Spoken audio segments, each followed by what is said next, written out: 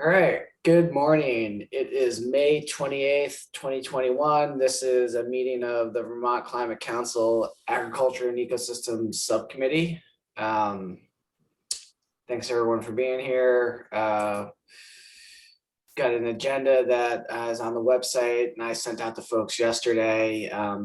Bulk of our meeting today, we're going to be working with Pat Field, who's back as our facilitator from CBI to kind of talk through a conversation we started last week around timeline, deliverables, and how we're going to pull all of our work together in advance of our first major deadline, which is the July 26th Climate Council meeting.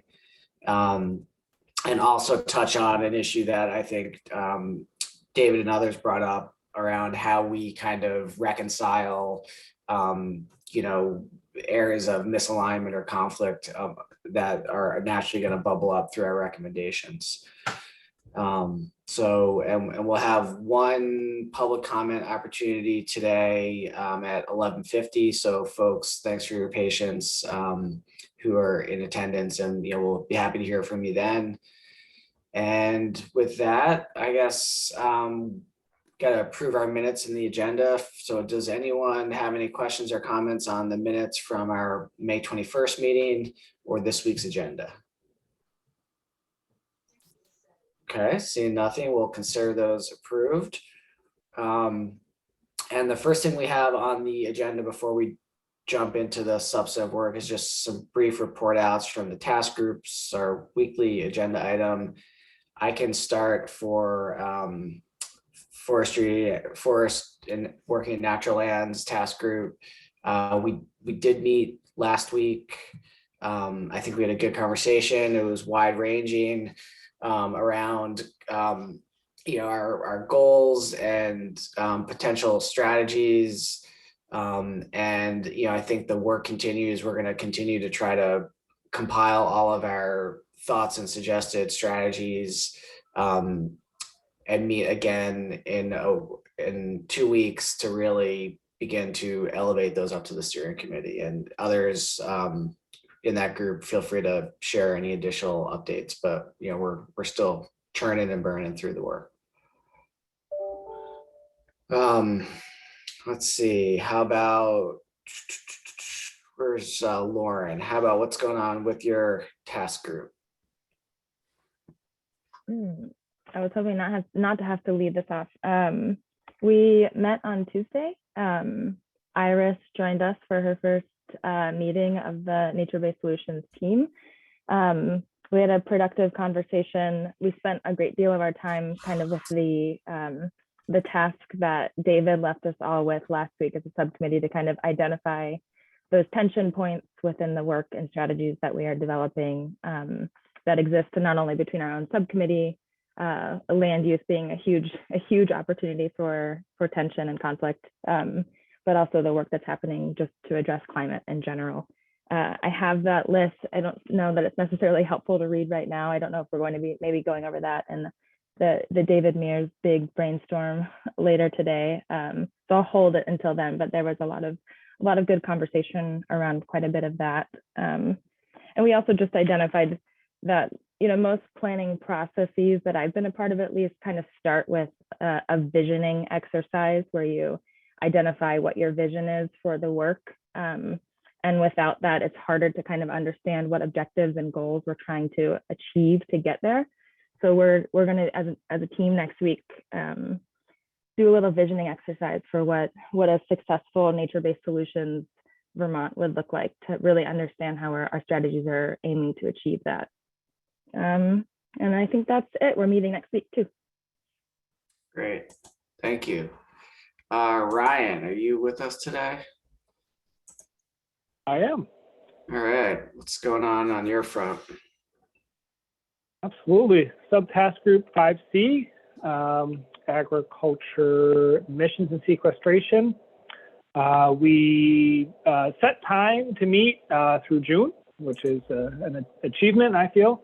And then Alyssa White shared with us a very compelling presentation looking at the sources of agricultural emissions and some of the potential sources of mitigation within each one of those submission sources to really kind of share a thought experiment that focuses the opportunity that exists in agricultural soils to sequester carbon. And we had a wide-ranging discussion after that.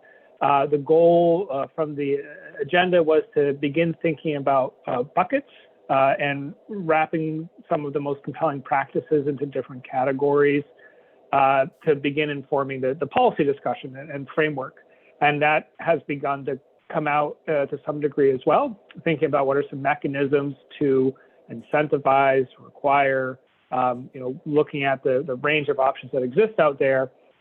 So from my perspective, the wide-ranging conversation around ag soils and some of the real significant opportunity and pragmatic opportunity that exists there helped really move the conversation forward yesterday, and look forward to picking it up next week.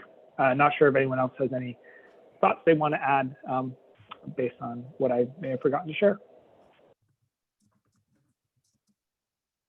Great, thank you. Abby, what's going on with you? Good morning.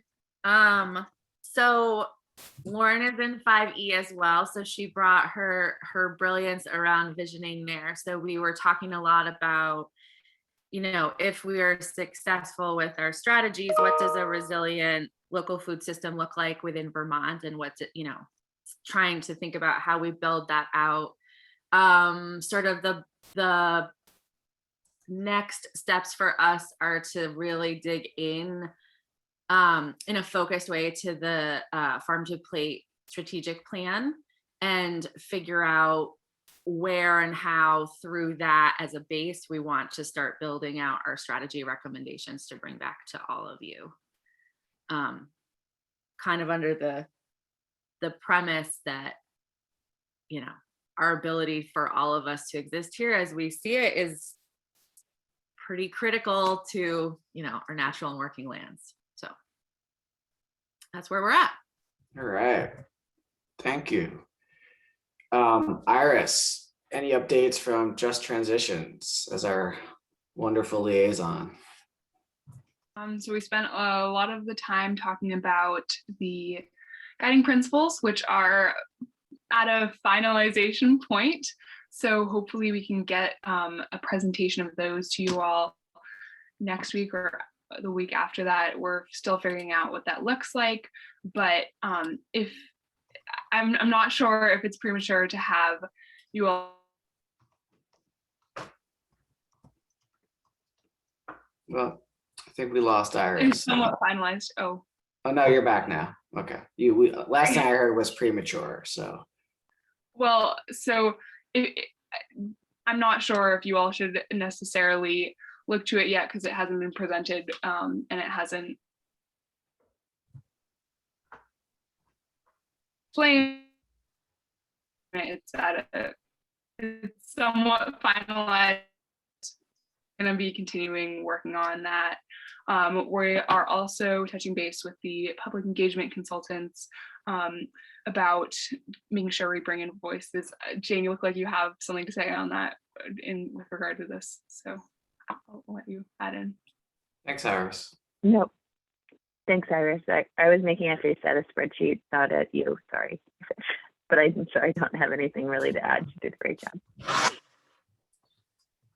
Okay, and then I guess I can just add, we did get together the carbon budget task group earlier this week for a brief conversation, understanding that soon the consultant will be on board to begin that work. So it was a good opportunity for us just to kind of level set and discuss how we anticipate informing that work, what the kind of key questions are, what the kind of role of the carbon budget is in relation to the way the state inventories emissions. So I think we have more work to do there, but it was good to just get that group together and start talking about our ideas and the work at hand. So I don't know if anyone else from that group wants to share anything, feel free to. Good. All right, well, thanks everyone. And I think a lot of the work that Pat's going to do with us later is going to kind of talk about how we begin to elevate the real substantive work of the task groups up to the subcommittee. So thanks for all those updates.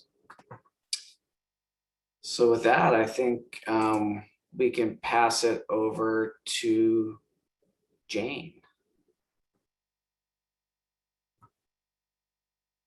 Thanks. So I think that Billy and Abby and Pat and I met earlier this week. And while this is redundant because we did share with you all the milestones last week, we just wanted to briefly walk through them one more time in an effort to sort of underscore the work that you're going to do today around process of development of strategies, with Pat and Billy and Abby leading that conversation. So I can briefly walk you through the milestones one more time, and then hope that it will inform some of the other templates and tools that we'll work on later today. So,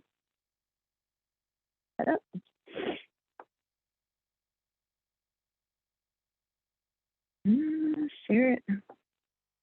So hopefully many of you have seen this at this point, but just a reminder about some of the key milestones and specifically how they pertain to the subcommittee development of strategies at this point in time. Just want to acknowledge, as Iris alluded to, there's the critical work of the phase 1 audience analysis happening right now, informed by both all of the subcommittees through their presentations with you, but as well as informed more specifically and prioritized with the input from Just Transitions around those key folks who will be convened at the roundtables and then afforded the opportunity to have hour-long interviews after as well. That is all sort of working towards the development of the public engagement plan also in the coming weeks and months.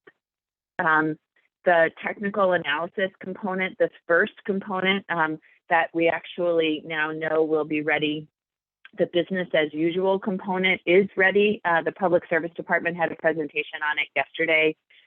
We're scheduling a presentation on the business as usual model for cross-sector mitigation and science and data for their meetings, not next week, but the following week.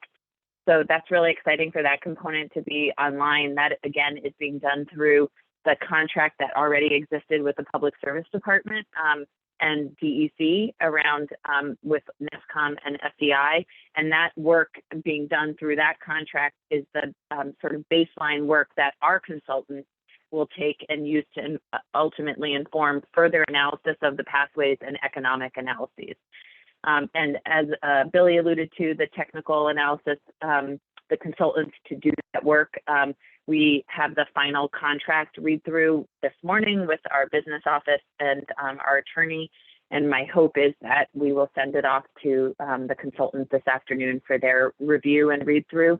So hopefully next week, at some point, that contract will be finalized and signed. And those consultants will start to meet with all of you to consider the methodologies and work related to each of the specific subcommittees, including for you all the carbon budget, as well as the greenhouse gas inventory review. That work should all be done if everything goes right by June, the end of June. And that will be sort of the bulk of the presentation to the June Vermont Climate Council meeting. That public engagement plan, which I hoped would be done by June, won't be done until mid-July. So we'll use the steering committee meeting that convenes the subcommittee co-chairs to present that public engagement plan, as well as roll it out to all of you. And so what that means is you'll have some input from that blue sky visioning that's happening right now. That includes the audience analysis as well as the interviews and roundtables presented to you the week of July 12th to help inform your strategies. So any revisions or considerations based on what you hear from them can be worked into your strategies and recommendations presentation that will go to the full council at the end of July. Unfortunately, that means that sort of the prime public engagement for testing strategies and getting public input on that will happen during the summer, August, and then into September. as well as your need to be furthering and refining your strategies and recommendations during that time to start to get it to a level of specificity that you'll need for the fall. Again, the technical analysis will all be sort of going on at the same time with that final pathways analysis presented at the end of the summer in August, as well as quickly following up the presentation of that phase 2 engagement and the input that they receive on the strategies and recommendations that you'll put forward at the end of July. And just note that really the bulk of the work for the council will start to get going in the fall to get us to that final climate action plan for December, and the council will start meeting bi-weekly in September.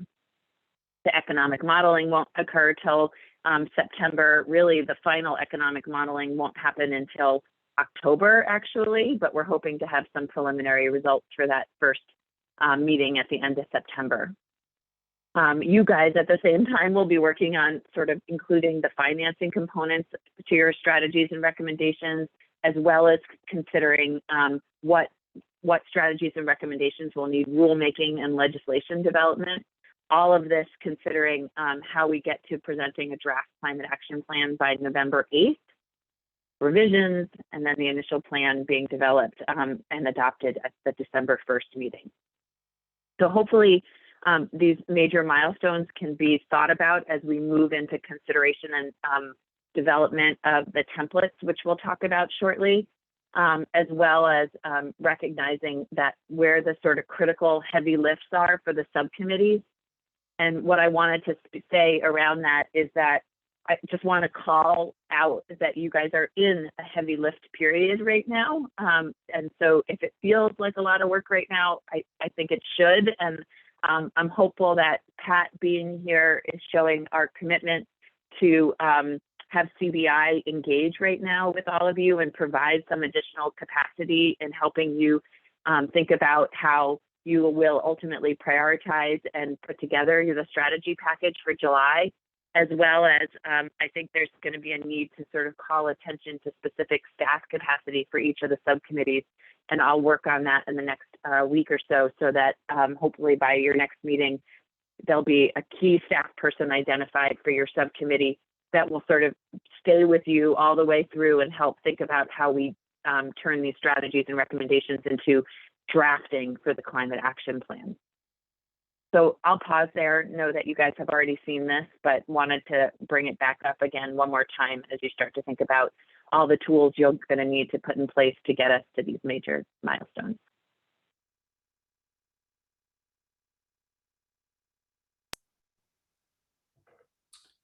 Okay, thanks, Jane. Heavy lift indeed. Anyone have any questions for Jane? Okay. So that kind of sets the stage for the task ahead of us. And now I think, Pat, we're going to hand it over to you to kind of walk us through most of the remainder of the agenda. Okay, great. Hi, everybody. Nice to see everyone, at least on the screen. So we are going to get into kind of a work planning tool for the summer, which will be totally imperfect, and it's just a starting point, which we'll talk about. But I realized before we do that, we need to talk about some of the tools and when and how you all expect to use them, because it's tied to actually work planning, right? So there's at least 3 tools I know of that you all can use, and I want to talk about each a little bit, but we'll start with Jane's template in a second, and that's on behalf of the council as a whole. But we've got the template. I think the council is expecting you all to deliver your recommendations in, which also gives you a sense of the level of detail and the like by July we have to deliver. So that's one thing we'll go through. The second thing is you all have developed MCA.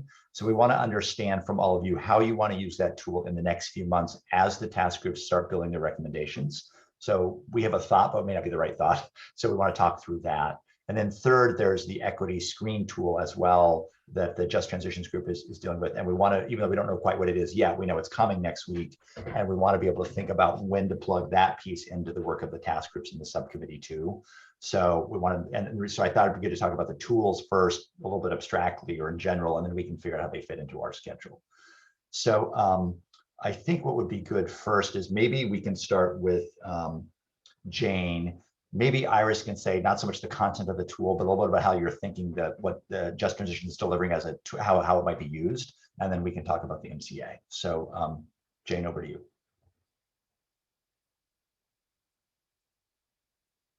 Yes, and I see Alyssa's comment in the chat around the template, and I'm recognizing, Billy, we didn't share the template ahead of time with the subcommittee, and that's probably on me. Sorry, it's been moving a lot this week, but let me give a little bit of clarity around where we are with the template and a suggested process to finalize it, knowing that all the task leads need to get it in their hands sooner rather than later to start using. So there was a policy, we're calling it a policy template, although I'm not sure if that's really the right name. We're thinking about a series of templates that you all will work your work into in order for us to think about how we present it to the public and how we ultimately craft the climate action plan. So I'm thinking about three main templates right now as critical, one being an Excel spreadsheet, for better or worse, that is similar in nature for the three subcommittees that are responsible for putting forward a package of strategies for this July timeline. And that's you all, rural resilience and adaptation, and cross-sector mitigation. All recognizing that while they will have much overlap and similarities, that there's different components for all three of them based on the nature of their strategies and recommendations, and based on the nature of tools that you all are considering using for how you prioritize your strategies and recommendations. So I also was reminded by all of you that you created a prioritization framework that the MCA tool fed into. And so I used and thought about the columns in that spreadsheet in order to inform this template. And as some of us have discussed this week and other times, that prioritization framework, that's if you want to use that within your task leads to put your work into before it goes into the template that I hope we'll all use for the strategies, that's fine by me. Or hopefully this template might be that final place that you wouldn't need that intermediate step, but that's again at the discretion of how the task leads want to operate and think to put their work through and thinking. So there's this Excel spreadsheet that will be the first cut for you all with respect to responsibility of populating. And as I talk through this, I just want to call attention. I do feel like that's the responsibility of you all to populate those spreadsheets. So task leads, if you are feeling like that's too much, we should talk about making sure you have the right capacity. I know for some subcommittees, they don't feel like they have the actual capacity to even populate the Excel spreadsheet. So we should talk about that in context of how to get it done. But for now, the way this feels like a subcommittee responsibility to populate the Excel spreadsheet that we'll create as a group here. Then there'll also ultimately be, but not at this component at this time, a Word document that you take from the spreadsheet, your top strategies and recommendations. And we met about this yesterday, some of us, to think about what that would look like, but it would be a more narrative form for you all to pull your top strategies up into, and that'll come later in the summer. But for now, that Excel spreadsheet that I'll show you in a second. And then ultimately, not for next week's meeting, but I would expect within 2 weeks, we're working, CBI, myself, and Climate Access and RISE are working on a slide deck that will be the way that we present those strategies and recommendations to the public over the summer. So as I think through how to put the slide deck together, we'll think through how we batch the total package for the subcommittee strategies and recommendations. And so right now, focus on the Excel spreadsheet, but know that that's not ultimately how we're going to communicate your strategies and recommendations to the public. There'll be this presentation that we'll think about, we are thinking about, and will come out to the subcommittees within the next week to 2 weeks. So the spreadsheet that I'll show you right now, and my apologies to the public and all of you that this didn't get circulated ahead of time. I will have Melissa post it with the agenda today, so there will be a link up there on the website for folks to find after. It's in draft form. Again, we met in substance about this with cross-sector yesterday. And since then, Peter and Catherine and Morris from CBI and I, Peter Walk, the commissioner, and I have been making revisions to it. So it's just constantly still evolving. And what I'd love to do is give you a few minutes to see it. I'll walk you through it, and then recognizing time and capacity today in the subcommittee. If there's 1 to 3 of you who want to just take that final look at it between now and early next week, so that we can then call it good and share it with the task leads to use, that would be excellent to have those folks look at that again. And maybe it's the same folks who volunteered last week, which was Charlie and Lauren, as well as the co-chairs if you're still interested, but I'm happy to have others look at it too. Let me share.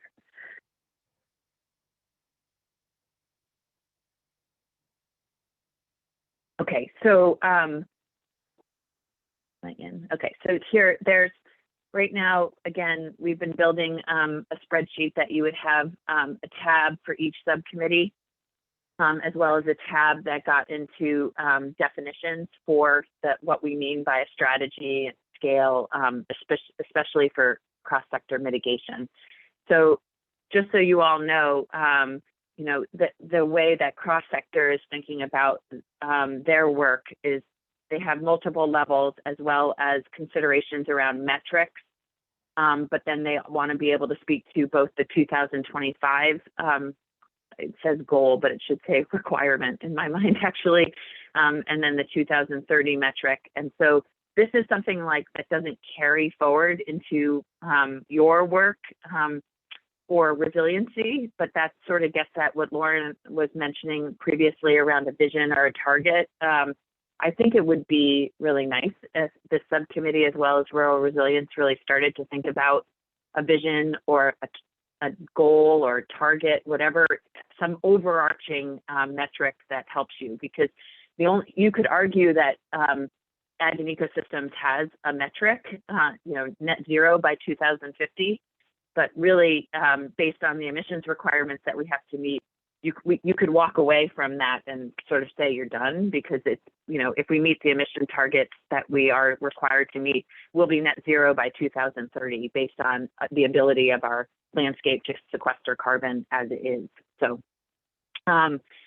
it's not a very heavy lift, in other words. So let me go back to Ag and Ecosystems. So much of it, this area here carried forward from the drop-down menu that you all created as part of the prioritization framework. So you have your task areas, the 4 that you're working within. You had strategy types around what you were looking at: cost share, incentive, regulatory. You had scale of, I believe, I hope they have the drop-down here. Local, watershed, statewide, regional, and national. So these are all drop-down menus. And then this is where you sort of get into what your strategy type is, whether it's ready to implement now, or because if you'll remember, the climate action plan is broken into buckets of like a package of strategies that are ready to go. So we hit the ground running, and a package that needs further refinement.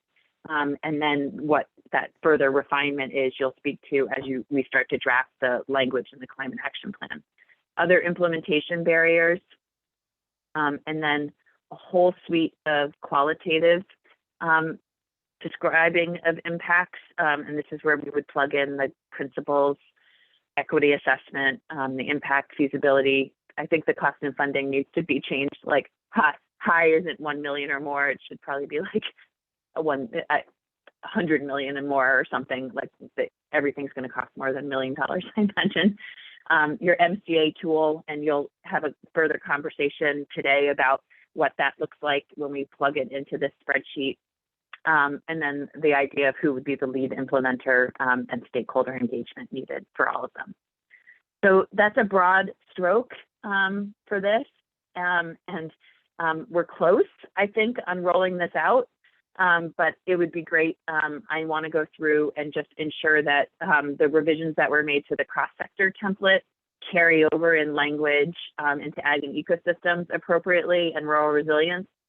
And then based on whatever conversation you guys have around the MCA tool today, that we accurately reflect that here, as well as more accurately reflect what cost and funding is, et cetera, et cetera. So I hope to do that today, so that if there was a core group of you who wanted to give this a once over and provide me any feedback over the next few days so that we could turn this around pretty quickly, I'd be happy to email this out later today to anybody.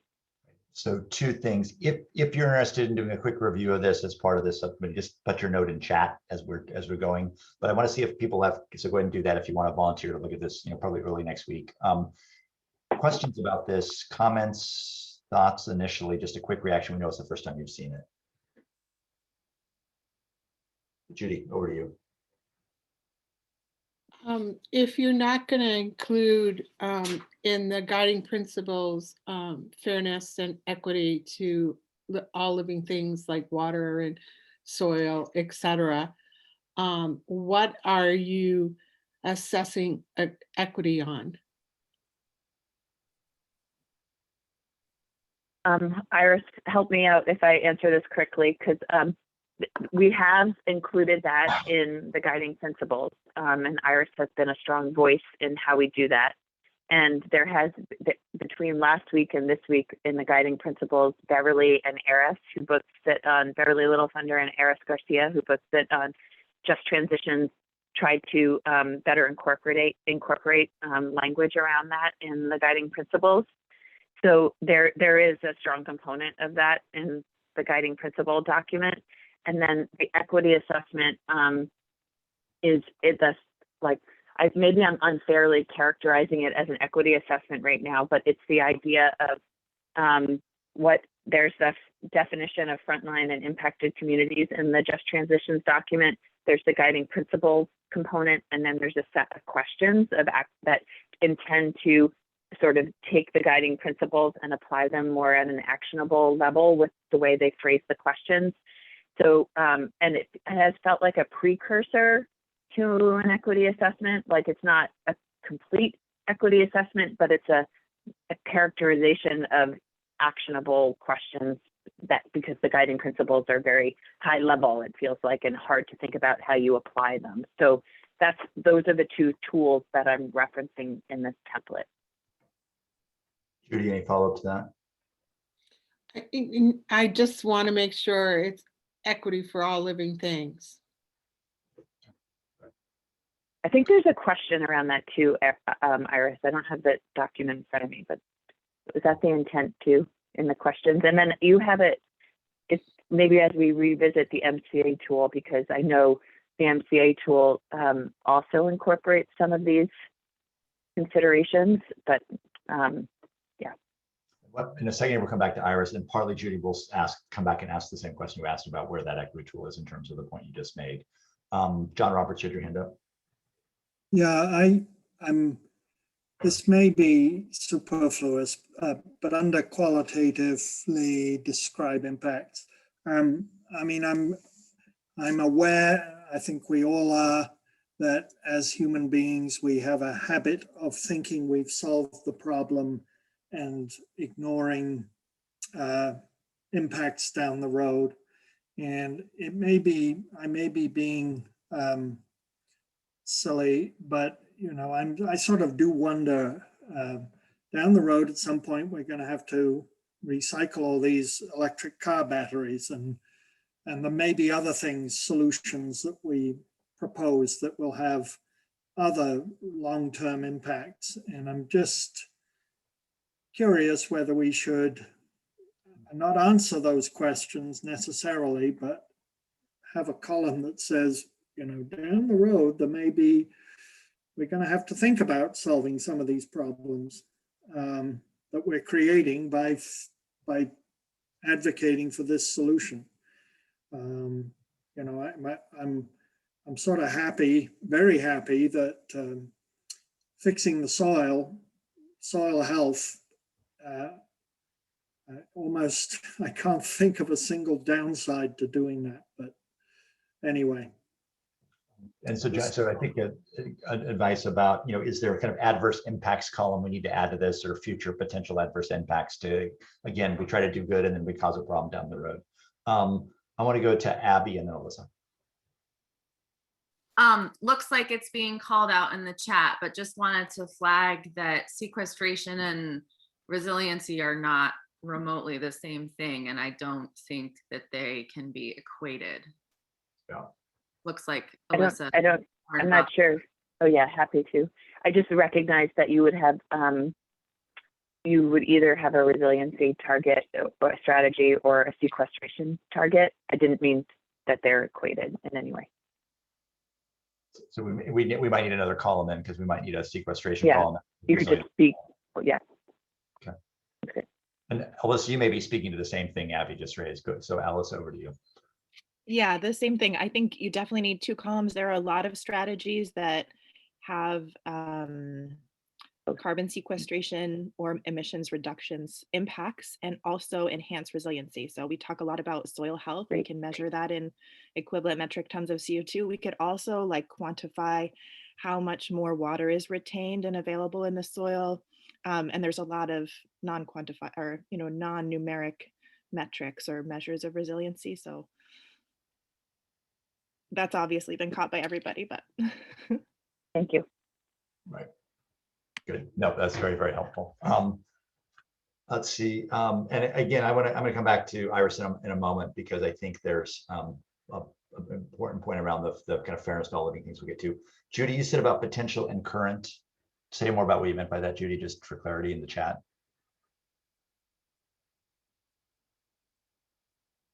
Sorry, I was just responding to Iris's comment. Oh, got you. Okay, thank you. No problem. Okay, so I think I've got Ryan, Lauren, Alexandra, and John to want to look at this in the next little bit, Jane. So I think, there have been some suggestions around kind of potential adverse impacts, understand better what equity actually means, and then to add the resilience, kind of column as you just did, and then whatever futzing you want to do today, and then send that to this group, and then they can give you some final comments on that approach. And again, I think hopefully what you all see is it's not horribly detailed, but it's somewhat detailed, and in some ways it's the outputs of your group, right? It's not necessarily all the screening we need to do to get there. That's why we don't want to talk about the MCA tool and the equity tool, but it's in some ways what the thing you'd have to deliver to the Climate Council on the 25th of July, kind of in this somewhat of this format. Alyssa. I left my hand up. Oh, sorry, no problem at all. Sorry. Okay. Good. So again, it sounds like you'll send it to everybody, Jane, on the group. But again, the four folks, you're kind of tasked, so please do respond with comments. Ryan, Lauren, Alexander, and John, just if you can.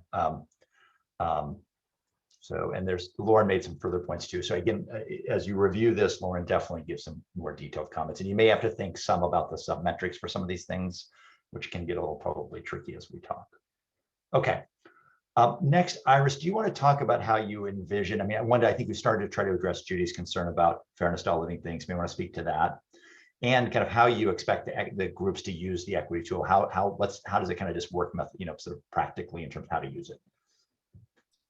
Yeah, so there's, Jane mentioned there's a bunch of different sections of these guiding. Hey, Iris, do you want to try putting your camera off, because you're breaking up when you talk? Yeah, I think if you take your camera off, we can hear you just fine. So go for it. Okay, sorry about that. Much So there are the different sections. There's the guiding principles, which are kind of statements that regard the policies. There is the definition of frontline and impacted communities. And then there's the self-assessment questions. I do like that edit, Judy, and I think we should add that in. I'm sorry you weren't consulted more on that. But I think we haven't fully talked about this yet, but I'm assuming that each policy is going to be run through all of these things. I'm not sure if everyone's able to look at it, but it's sort of, it lays out how it should be used in the document. And here, I can drop the link in the chat again. Again, there are more edits that were made since last night. I think it's good that they're separated out as well. But the self-assessment questions are sort of meant to be reflective of the guiding principles as well. So there might not be a huge difference between those. And then the answers to the self-reflection questions are going to be like sentences, not necessarily like a yes or no. So I'm not exactly sure how that fits into the spreadsheet, but yeah, I hope that's helpful.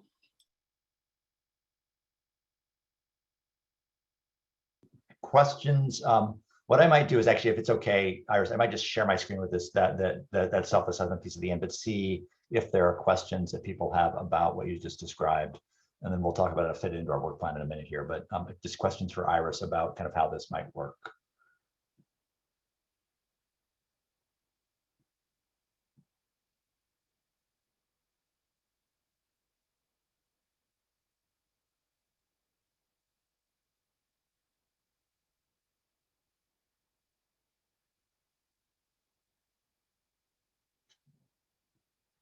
And again, I think, Jane, I wanted to check, I think we were gonna have a presentation next week to this group about this tool from the Just Transitions group, is that right?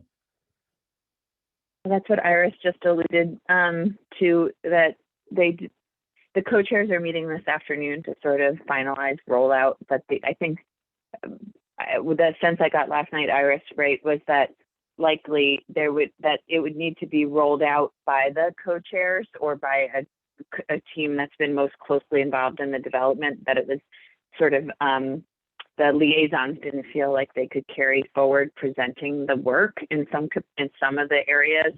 And so there was a consideration that the co-chairs might carry forward a presentation to all the subcommittees, and then the liaisons' responsibility would be to ensure that the continued application, that they were there to support that going forward. But that exact timing and rollout didn't feel like it was crystallized last night. Okay. All right, so then the third tool just to talk about briefly is you all have created a really nice and thoughtful MCA tool. And I think you may just want to have a little reflection on, given the other two things you just saw, how you're thinking about the MCA tool. And then we're going to make an assumption about the MCA tool in the work plan that we may or may not be right, we'll talk about. But I don't know, David, Lauren, some of you who are involved in that, I don't know if you have any thoughts initially about how this all fits together or doesn't, or questions you have for how they all connect.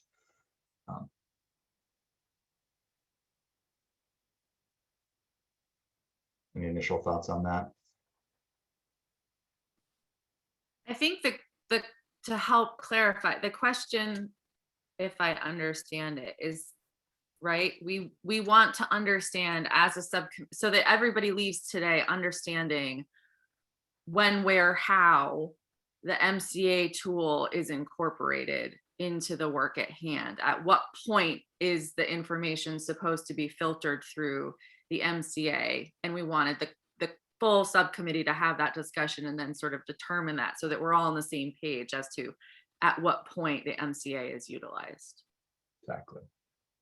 I mean, and one possibility is we go to the work plan and we can show you where we fit it in, and you can all let us know whether that's right or not, or I fit it in, even worse. Maybe it would be helpful because you just named the question exactly right. David. Thanks. I don't really have much to add because I think I don't know. And I really welcome your giving us a straw proposal we can react to. I think when earlier on in this process, I had a sense that we would be moving in a more linear way to a set of recommendations, and that we would at some point have a set of relatively crystallized recommendations that we could then use this filter to evaluate. But we're proceeding in a much more iterative fashion. And different groups are proceeding at different paces. And in some cases, we're looking at really granular practices. Other times we're talking about larger, big picture policy ideas. And so far in all the groups I've been in, everyone's been asking a lot of these same questions kind of embedded, which seems appropriate. But I do think at some point, I'm hoping we get to a place where starts to be a form to this, that we could then take those ideas and run it through this filter. And we can't do it until we get to that place where that's more crystallized, if that makes sense.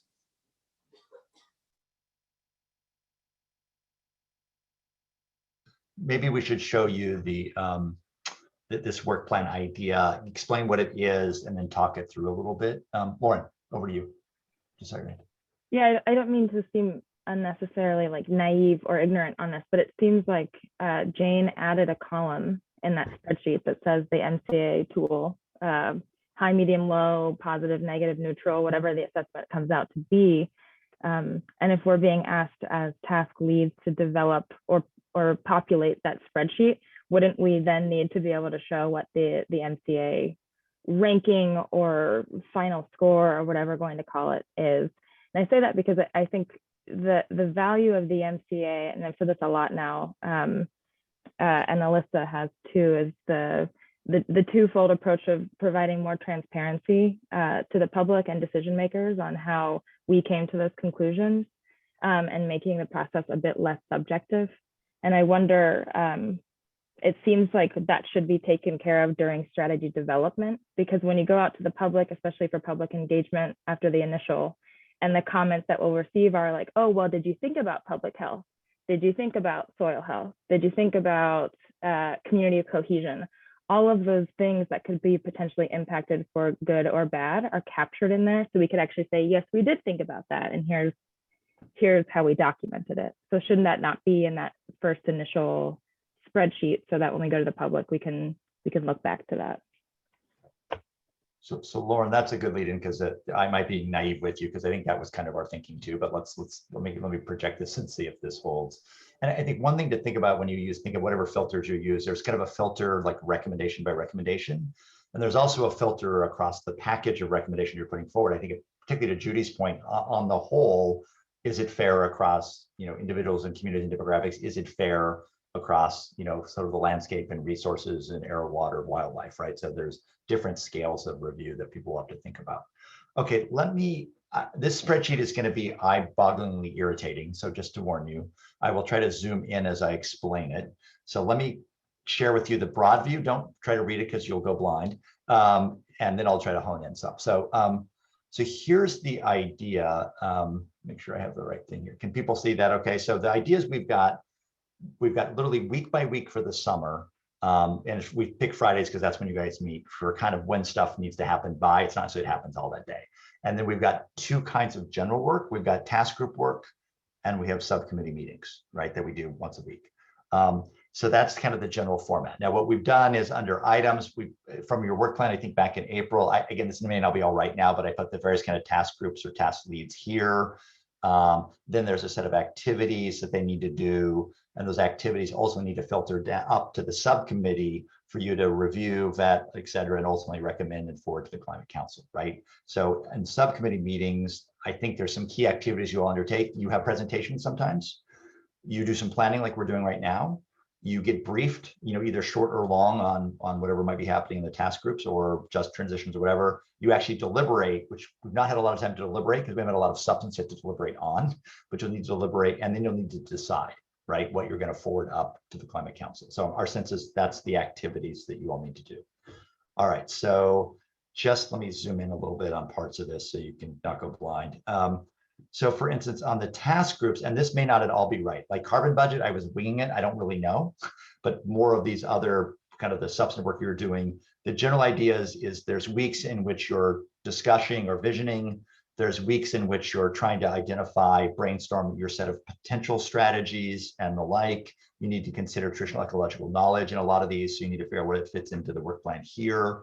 And then ultimately our sense was, as you begin to then try to vet those potential strategies within your task group, you need to use the MCA tool and the equity tool to analyze them, right?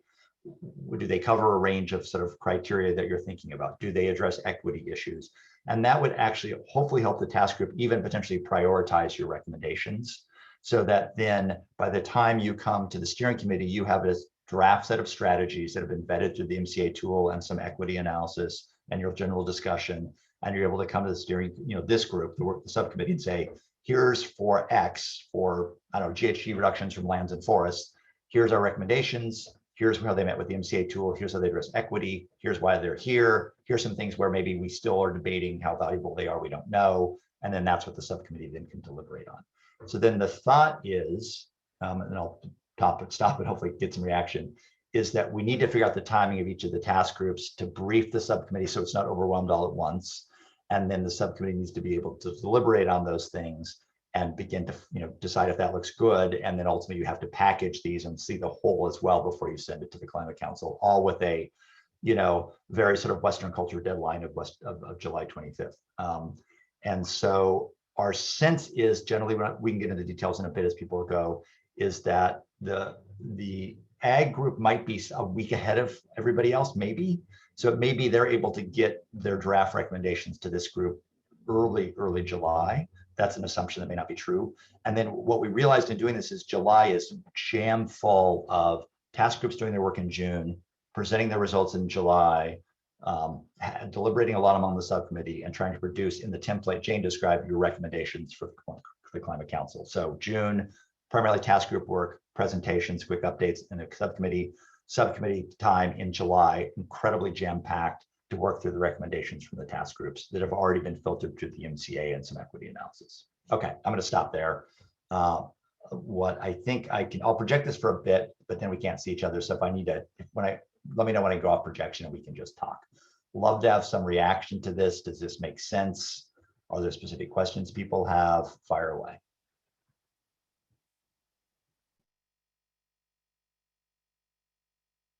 Hey, Pat, could you just scroll up so we see the date column, the date row for this? You bet. Great, thank you. I'll do over one here so you can see the date and kind of the work of the task groups first. So.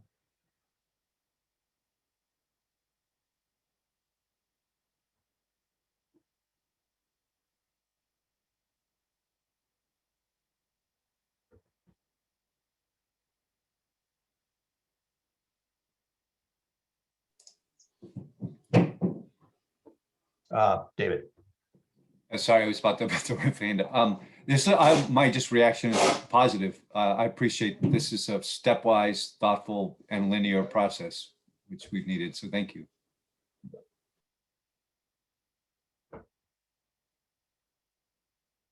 Now, task leads, the weeks and what I have in there may not be right for you. So, one possibility is we turn this into a Google Doc, which I think we can do for planning purposes. I think I'll have to no, can't change. No, okay, we can't.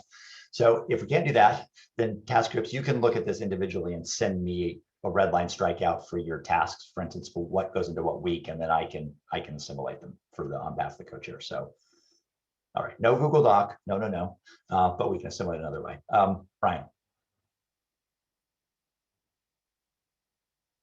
Ryan, you're on mute. Sorry about that. Thanks. I think you just summarized what my question was going to be. Would it be appropriate for subtask groups to be able to dig into this proposed timeline, review where we stand in our process, and bring our full thoughts back next week with regards to how the schedule works? I agree with David. I appreciate the process that's laid out here. It is abridged, but understand that that's the process we're engaged in. And I'm an optimist. I think it's doable, but definitely won't speak for other members of the group. And there may be some refinements that folks want to offer. And one thing I just know Justin put in the chat is it's probably true. The MCA tool is not like a one and done deal. It's going to take more than one meeting to work through that. So you may start using that tool earlier as a task group. And I think individual tasks, the refinements of this or improvements, because this is just me winging it. So absolutely.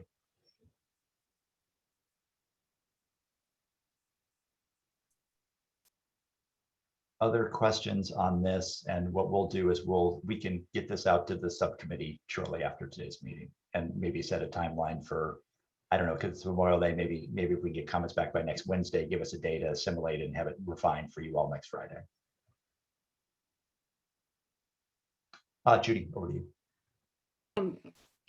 I've been on a steep learning curve here, learning all your acronyms and stuff like that. I just want to make sure that people understand what TEK means. Judy, do you want to say more about what you believe it to be? Because I think that'd be important coming from you. Well, it's primarily a body of knowledge that gets, and beliefs that gets passed down through generations. And it's kind of knowledge that is explored through experiences and observations and exploration. And over generations, all of that gets passed down and in a cultural way. And so it's not necessarily written down as TEK, but I think in all of your silos, you're practicing some of those things. You may not recognize it as TEK. That's a really nice point. I do think that, and this is where it's tricky, because I think the danger of this kind of linear, siloed, planning, kind of planner plan kind of thing, is you might lose integration. You might lose traditional knowledge that's kind of not embedded in documents and whatever that you pull from. So I think we just have to be really careful to watch that, because there is definitely a danger in this kind, rather than a kind of iterative dialogic approach. This is the classic planning, but it also has some problems to it. So I think we just have to watch that carefully, because I would worry we might lose some really important pieces and all that. Lauren, thanks for the good quote there, the good reference. Okay, so I mean, this may not bear a ton of conversation. I mean, what we can do is we can get this out to the task leads to kind of give us good refinements and suggestions. I do want to talk a little bit about presentations, because Billy and Abby thought through a little bit about what we'd have kind of over the coming weeks. I want to see if that looks right. And then I think the one thing just to check with you all is July is going to be busy, super busy. And I don't know how to ask you, other than it may be, there may be meetings may have to be longer. I don't know. There's just going to be a ton of work in July for everybody, not to mention leading up to it. So Abby and Billy, other kind of thoughts or comments on this, and I'll talk about the presentations in just a second.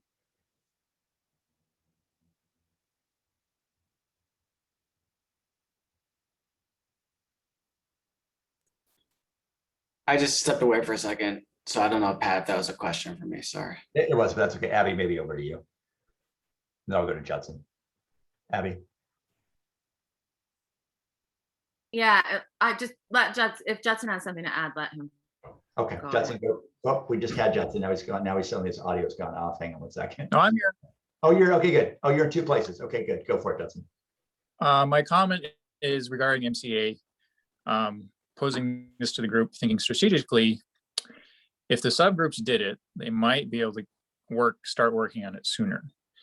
If you wait and do it with this entire subcommittee, there might be fewer things to review, but also more stakeholders involved. So advantages and disadvantages to both, just trying to think strategically about how to get it done. And we were thinking, because again, I'm not sure this is right. We were thinking because the MCA and equity tools are your tools of choice, getting them involved early with the task groups is important. Recognizing that means the task groups are given a fair amount of authority to kind of do the analysis and the work, which doesn't mean everybody's kind of brought along as you do it, which is, it's efficient, but it's not necessarily as equitable or as inclusive. Everybody will see everything, but that doesn't mean it's the same thing as developing things together.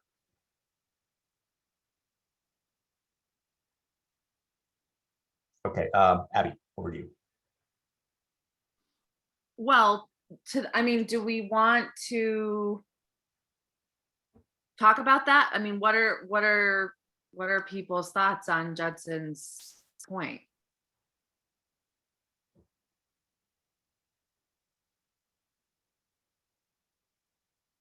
I mean, theoretically, you could, all of this, the task groups could develop kind of the recommendations, do a little understanding, think a little bit about some of the issues, but then really you populate the MCA and you kind of collectively then go through the recommendations and the various criteria in the MCA and the equity analysis, right? So it would be, you would put more vetting and thorough dialogic on the full subcommittee, which is probably more time, but it would also be more, inclusive of all of the range of voices here in the room, the virtual room.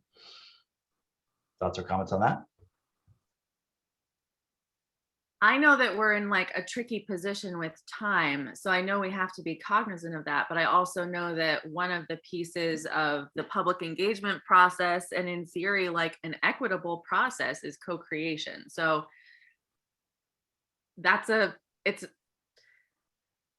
I do feel slightly uncomfortable saying, I don't know. I don't know what the right call is in terms of whether we put that on the task groups to do that filtering there and not have as co-created a process, or whether it takes more time and is done at the subcommittee level. I'm not clear on what the right call is there. Quick thoughts from the subcommittee on that? If not, we might ask the leads of the task group to think a little bit about that as you give us feedback, and we'll probably have to take this back up again next time when we refine this more. People, I think, are digesting it too, because it's a lot to look at. Well, let me just say why we're still having that, and I'll stop projecting, is I think in terms of presentations, Billy, do you want to say a little bit of what we were thinking in June when we have less, maybe full subcommittee vetting to do, maybe, what some of the presentations you were thinking would come in front of the group, and we wanted to affirm if these are the ones that make sense for folks. Sure, yeah, and I have it kind of mapped out in a more in a more narrative way. So if you want me, I can kind of put it up. Yeah, why don't you do that? Let me take this down. This is just that's just shorthand in the work plan, so go for it. Okay, let me share this real quick.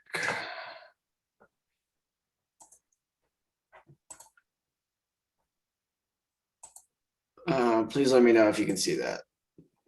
Yep. Okay, so you know, these got plugged into Pat's schedule, but you know, the topics we've discussed is, you know, how we learn more about TK and incorporate it in our work. Judy kind of spoke to that earlier, but I think we all would love to learn more there. So, you know, figuring the best way to get that before us early in our process, you know, getting the presentation from Just Transitions early in the process on the principles so we can understand our role in filtering for equity.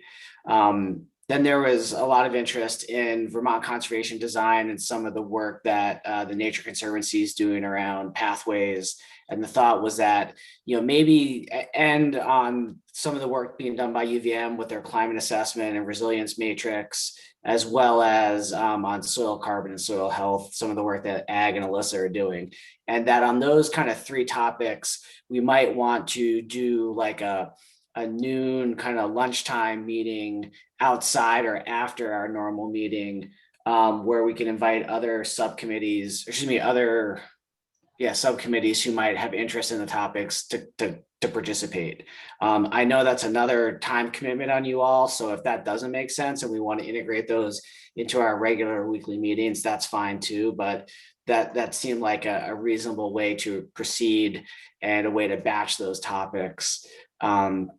And then, you know, there's other interest in topics related to impacts on forests and river corridors and farmland, et cetera, that we can, you know, bring in a little bit later in our process.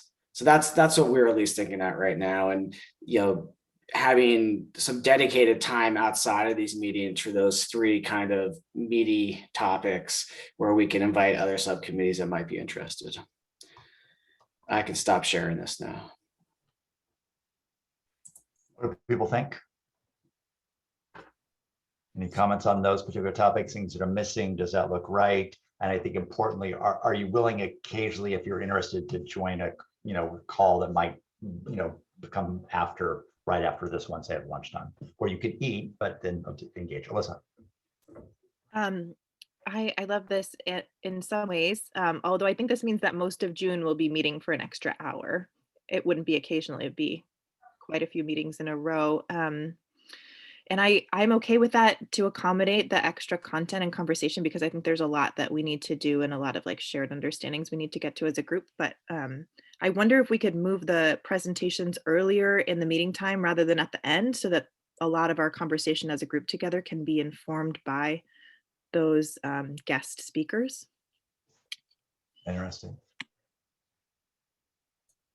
Great. Good comment. Other thoughts on the kind of presentations and the timing and the time commitment? Abby. As I said in our meeting, I'll just share it with the full group. Obviously, this is a really difficult time of year for me. start cropping at any moment. So if we do decide to do an additional time block, I would ask that it be recorded. I will likely have to watch it at another time. And that's a very nice point. And again, there may be presentations that interest people beyond this subcommittee too. So I think that makes a lot of sense to be able to try to do that if we can, for sure. It's great.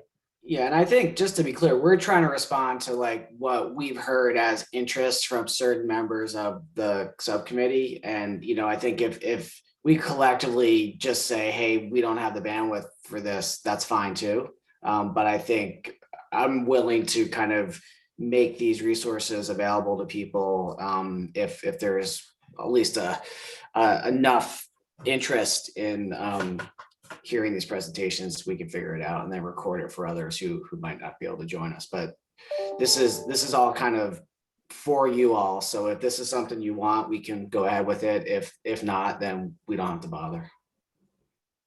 And if people want to advocate it's just too much, we need to cut out X, you know, then now's the time to say it, because we want to use your time well. We want to be valuable to you, to help you, and obviously we want to be cognizant of speakers' time as well. So if there's anything in there you don't think you want to do or just feels too much, that would be good. Just don't. Now's the time to say it. And we can check in each week too about the next week. Say we're going to line up so and so. Is that okay? And we can check each week. But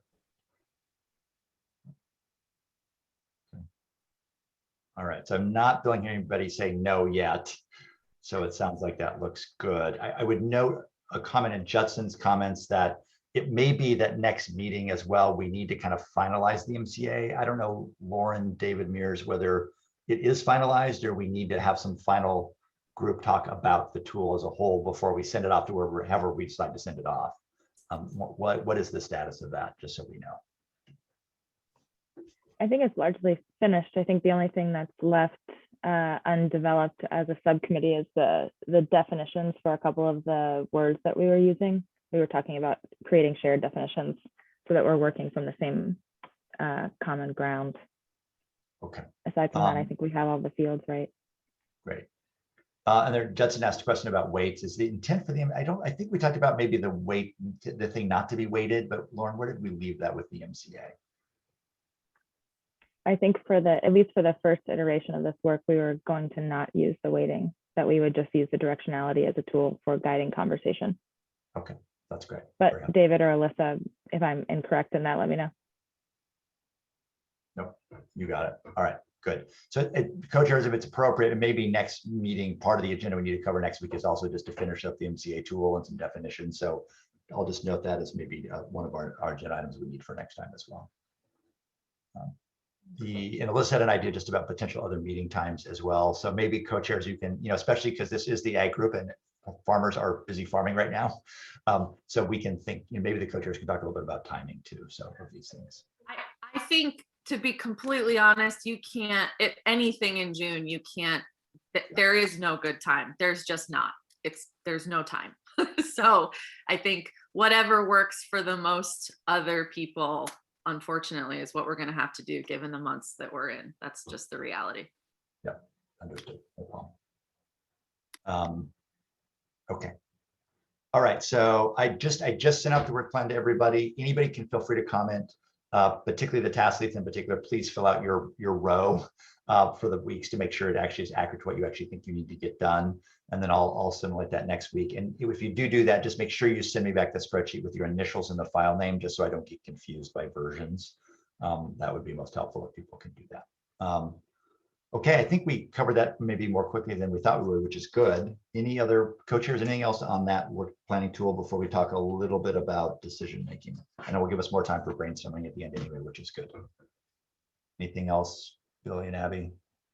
Yeah, I guess I'll just say, and I hesitate a little bit to say this, but this is kind of the July 26th is kind of our first opportunity to put ideas on the table. I don't think we are going to be bound by that set of ideas. So I think we should try to be as comprehensive as we can, but I think we both don't need to like overanalyze and prioritize this first set of ideas. I think we're still going to have plenty of time. We're going to get lots of feedback from the public on the respective value of those ideas. So, I think this is really getting stuff close, or at least, cutting off the things on the edges, but we don't need to have everything perfect at this point. And I also imagine there'll be opportunities to add new ideas and strategies after this point also. So just like, this is going to be a heavy lift. It's going to be a lot of work. It's a foundational piece, but it also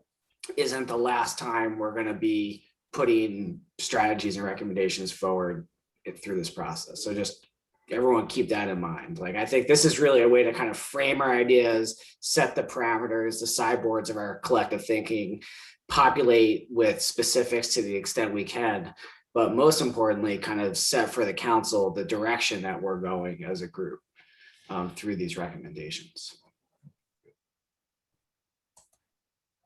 And I think just to add to Billy, and it actually leads us into the next conversation, is that, if say you as a subcommittee don't agree on certain recommendations, it's actually okay in July, because you can put them both forward to the public and let the public respond to them. And that feedback from engagement might be helpful to you all to further deliberate. So as Billy said, they don't have to be a perfect package at this point. They need to be gelled enough, people can react, the public can react to them and know what they're looking at. But you're not going to have a long narrative for them yet. You'll still have questions about some of them, and they may not be all inclusive yet. Billy, moving on to next about decision making, do you want to just maybe frame this up for the group? We want to just have a little pre-conversation before of it. So sure, yeah, I think this was Lauren alluded to this earlier. This is a topic that I think David and others raised, where there are going to be tensions between some of our recommendations. It's just natural given our focus on land use. There's all sorts of values in the natural world, and sometimes favoring one over another creates a tension point. And I hesitate to call them conflicts, because I don't think that this group has like real intentional conflicts. It's just the reality that some of the strategies one task group may favor may run counter to the strategies of another, and that's a healthy and natural tension. But given the amount of time, the little time we have to make decisions, and the number of people involved in decision making, we just felt that we need a little bit of a clarity around process of how we're going to kind of manage those tension points as they inevitably arise. So given Pat comes from a place called the Consensus Building Institute, we thought it would be helpful for him to kind of walk us through his vision of kind of what that process might look like. Many of you have been involved in these sorts of conversations in the past, and bring your own kind of skill sets and strategies that I hope you share. But that's kind of the big picture. We know we're going to hopefully not have many, but there's going to be some sticking points, and instead of getting bogged down in them, we want to just have a little framework to operate. So we might want to start, it's not where we want to end. And Jane, in the ground rules or the rules of the road for the Climate Council set for subcommittees and decision making, can you just briefly review what we kind of have in the charter or charge or whatever it's called? Yeah, the idea is that we would operate by consensus, and if for folks who want to review how we clarified that, I'll drop the process roadmap in the chat, because there is some clarity around what consensus means, and the fact that we'll work to come to a consensus opinion on an idea, but that there would also be space to clarify. That doesn't mean everybody is on board with it 100%, that there'll be space within the report to provide any differing opinions as well, to raise those up and speak to that. And again, it's clarified in the roadmap on how we'll go about that. But if there is a real contentious issue, and I think this is why we're bringing this up today, because we don't want to get to this point, that there would be a vote on a strategy or recommendation, and that would be limited to council members. So majority vote of council members is the fallback rule if you have to. Yes. So I'll put that in the chat, and I encourage folks to read the component around consensus and what consensus means with respect to the development of strategies and recommendations. That's great. So a few thoughts, and then really I want you all to weigh in. And sometimes when we talk about this, it can feel abstract until you're in the middle of actually doing it. So I acknowledge that. I think, as you all know, generally when we say consensus, we mean, can you live with it? Which doesn't mean everybody's going to like it equally. And doesn't even mean that some things make you wheezy that you're accepting, but the package as a whole is something you can accept and live with because you've been part of the process, you understand the trade-offs, and your interests are being met enough, you can go forward with it, right? So that's the piece. And it may be that on individual things, you really don't like them, right? And you only reluctantly let individual strategy go forward because you're getting other things met elsewhere that meet your needs. But you kind of stomach it to go forward. And that's the hard part about consensus is it's, you both assert and advocate for things you care about, and you also are respectful of other people's needs to advocate and assert for their things and try to find a way that a package that holds. And you can think about trade-offs between different things. And if you add in this, I need to add in that. And all those are kind of things that reasonably happen as people have these discussions. You do have a fallback rule, but I think you all know the problem with voting. One is it leaves out the subcommittee members who aren't council members, one. Two, if you have a majority vote, so 49% of people could be unhappy and really quite marginalized. And because people didn't work hard enough on trade-offs, feel really dissatisfied.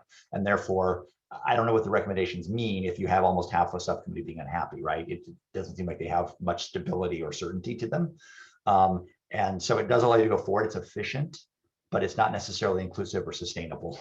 So I think, what I know Billy and Abby, and I'm sure all of you are committed to, is just to avoid that if we can all possible.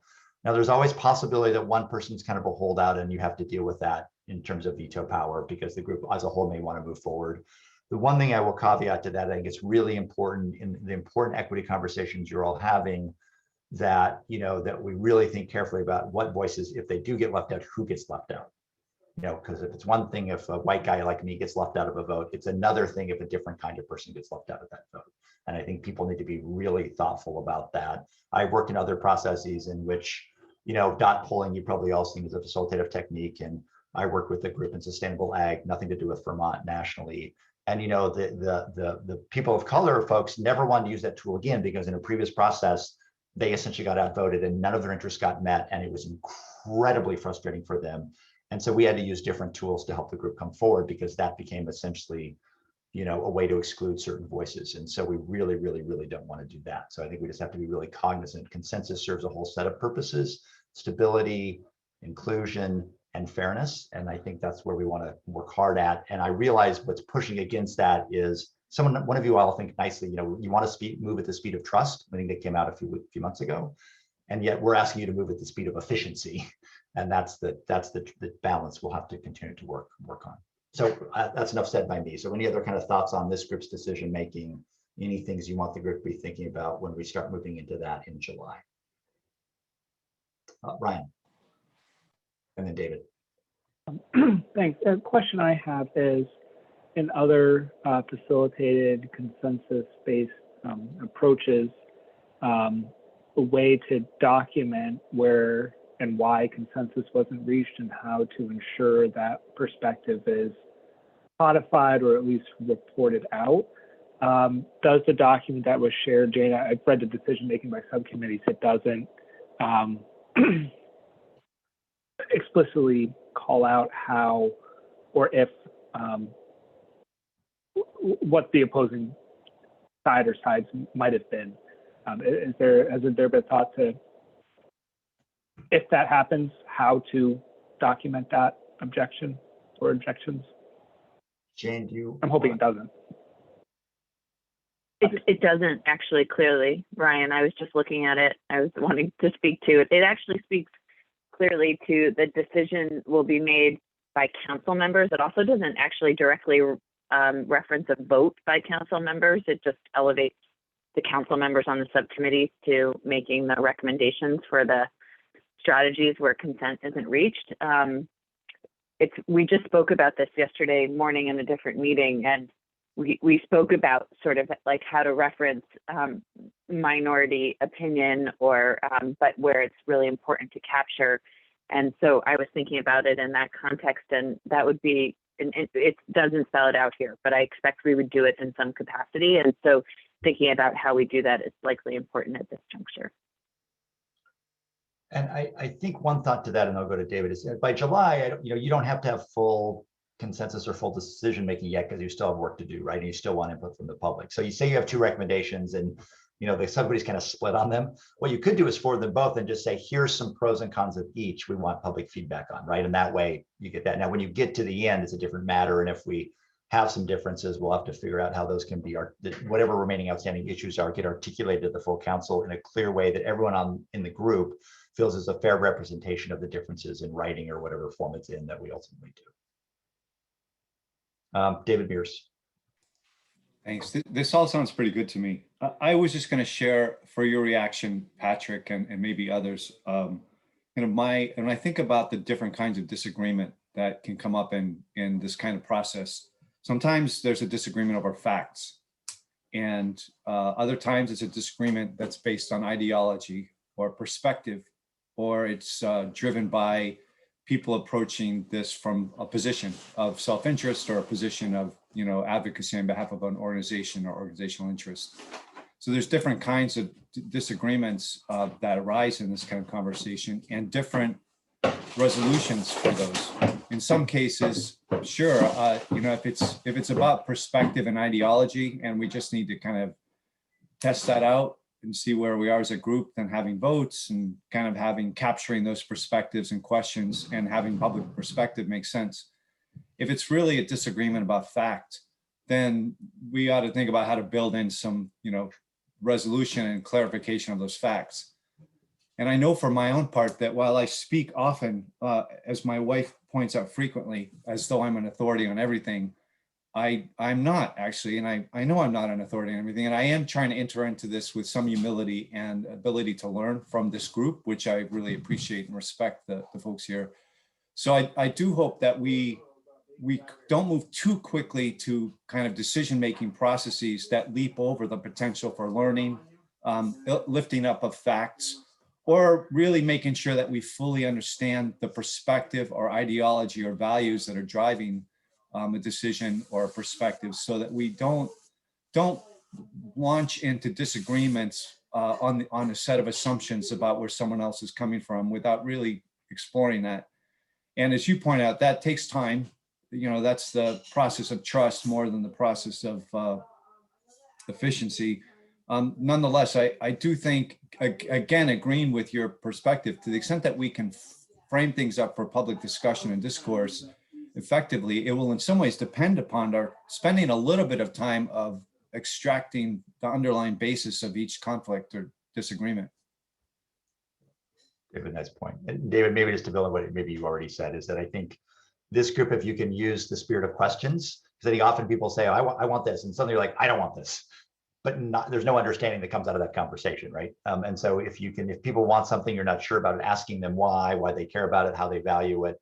Questions can be super powerful in a group like this to help people build understanding and often consensus, as opposed to kind of reaction and response, right? Which can kind of get everybody into their corners.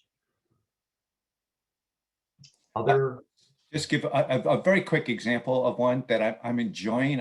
We haven't quite leaned into it enough yet, but I know that John and I need to get into it over tile drains. I just know that we're going to have that conversation. And I honestly am I enter into that conversation feeling like, oh, I don't want to see any more tile drains. There's too much of our land is tile drained. It's for lots of reasons. And I know from lots of conversations with John and habits of past discussions that John's entering in thinking, for heaven's sake, it's such a useful tool. Why would you just not want to use an effective tool? And I want to learn more about the kind of pros and cons and trade-offs. And I hope that at the end, however this lands in terms of the Ag Task Group, whatever we say with regard to tile drains, whether we include them as a top priority recommendation or we don't, I would like to make sure we capture some of that conversation for public evaluation and reaction. Co-chairs and Jane, David, that just raises a logistical question. As we start having these deliberations and there's lots of nuance and good points that are made, I'm not sure how we're capturing that in terms of either the task groups or the full subcommittee versus like churning out like your Excel spreadsheet with your recommendations, right? Which is a little bit truncated. So we may want to think a little bit more about that as we go. I'm not sure the answer right now. But other initial reflections, comments? Judy, over to you. Jane, you might recall on my first meeting, our first meeting, I asked you for a definition of consensus. Because consensus to me means everyone agrees. And if someone disagrees, for the betterment of the group, they agree to disagree, but agree to move the group forward. And you said that was your definition as well. And if we don't have consensus, we don't move forward until it's discussed out enough. So the person who disagree gets to the point where they're okay with disagreeing to move the committee forward. And I think that's the way we got to look at it. It's an educational process, right? Keep learning until you get to the point where you either convince everybody else to agree with you, or you agree to disagree for the betterment of the group. Judy, to That that was point, well said. what's really important then to that excellent point, that how you all in the work planning make sure there's time for what Judy just described. Right, again, I know July is a terrible time for farmers as well. And at the same time, I think the time to do what Judy just described, it takes time. And so whether you can crank through all this work in 2-hour meetings once a week, I don't know. And so worth thinking about. Great. All right, any other comments on this for now? Billy, I appreciate kind of raising this early. It's better to have this conversation before you disagree as opposed to during. And we'll continue to work on it.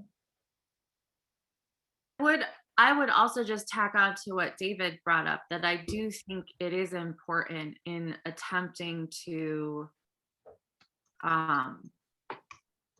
create a transparent and co-created process with the public, that when, to David's point, when those disagreements come up, that it is captured somehow, so that there's a transparency around what the different perspectives were that went into bringing something forward or not. Good point. Abby, Billy, and Jane, I think we need to talk about how we do that, because I think that's a good point. Okay. Billy and Abby, maybe I turn it back over to you. I think we have kind of this brainstorm and kind of unstructured chat. We're about 15 minutes ahead, but that's actually a good thing. So let me turn it back to you all, and appreciate everybody sending in comments on the work plan, taking into consideration all the points that Judy made, that Lauren made, that others made about Judson, about the MCA. So over to you guys. Great. So just to kind of recap, I think, task leads, and if you want to consult with your task groups, feel free to, and we'll send this out via email, but we're going to get comments back to Pat by next Wednesday on the work plan spreadsheet, so he can incorporate those, and we'll go over that again next week and try to nail that down, so we've got that tool to work from. So yeah, I think now we're kind of back to our typical weekly agenda. Originally, this was going to be kind of a truncated open brainstorm period, but I think we're a little bit ahead of schedule, so back to its kind of normal length. And just an opportunity for the group to discuss topics of interest. We've got about 20 minutes until we head over to public comment. So I think I heard Lauren tease something earlier that you wanted to bring up during this period. So floor is open to anyone.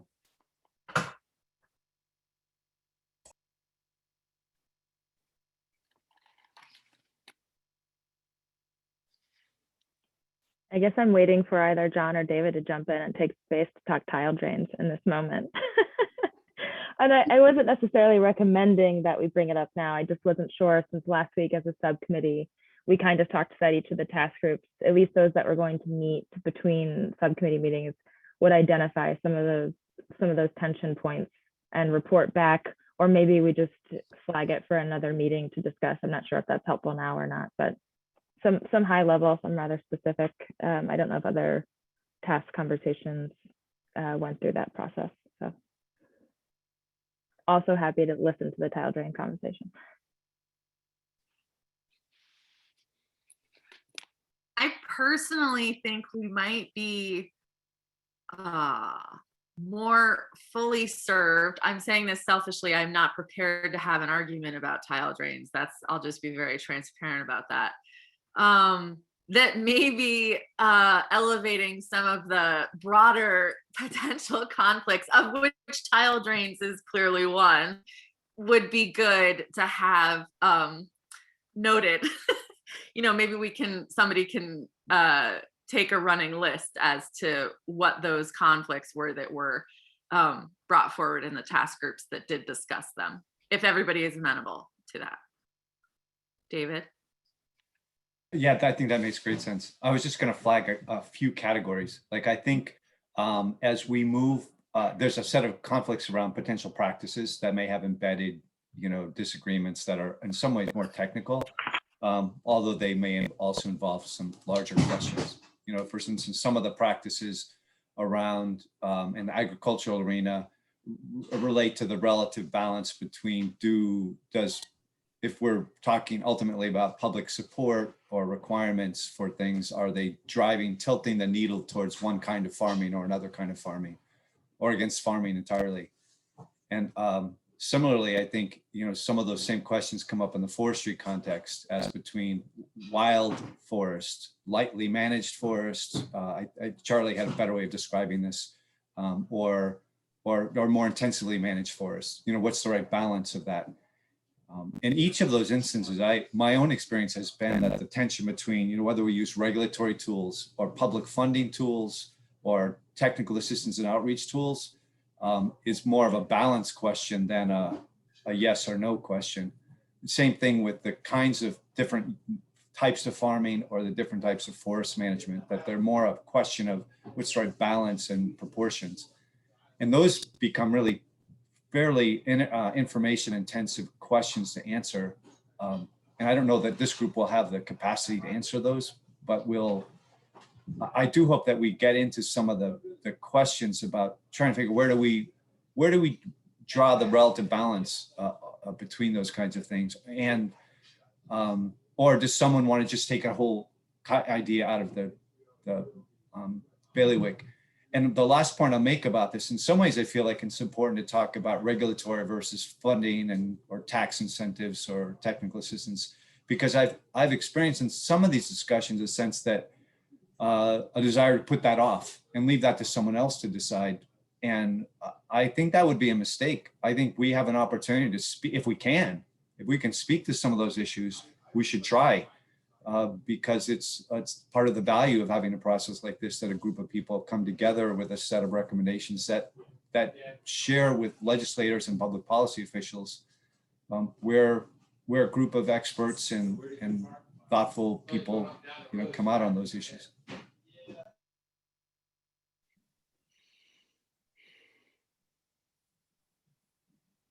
Of course, I feel I have to speak now, since so much has been said, and Lauren is just stoking the argument there. I mean, I'm happy to talk with David. I obviously can't understand possibly what he could have against tile drainage. I mean, it just seems a no-brainer to me. But anyway,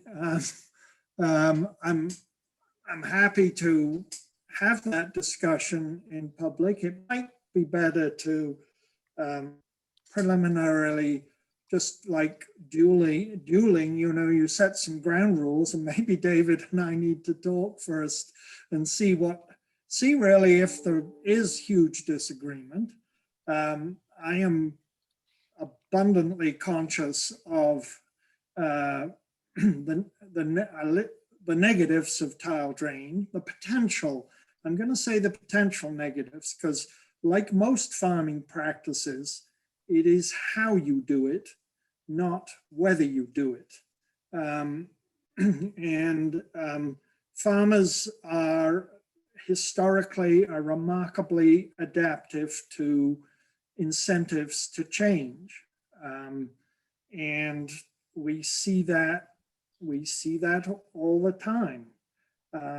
Incentives for how our dairy industry is structured, or the economics of it, have forced, I believe, the structure we now have, which is either very big or small, and it is causing huge potential disruptions in the rural community. Whole different argument or discussion. But anyway, I mean, I'm happy to go on and on about tile drainage, but it might be better if David and I sort of had a meeting, had a discussion, and then came forth and said, well, this is why, on balance, I see it's a good thing, and David can say why it's such an awful thing.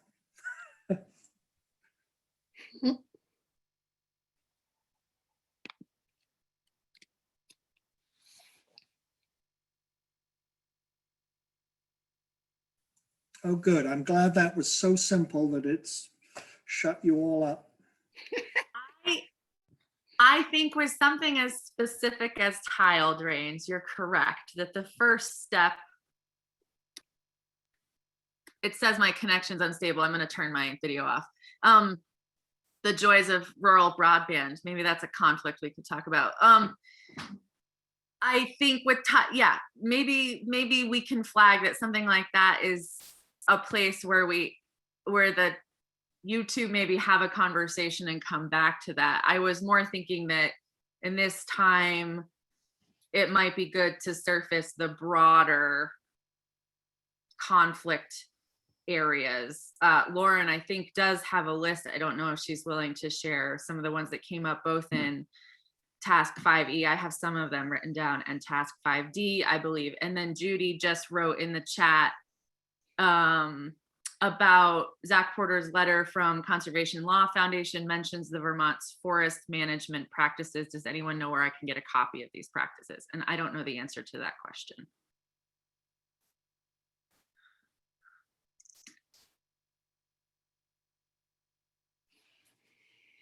Crickets. Well, Lauren, did you want to share? Well, I'm happy to share, but Abby, your list might be shorter if you want to start. I think my list might be your list. Here, wait, let me. Look, please. I have too many notes. All right, I'll go first then. Okay, sorry. I'll find it.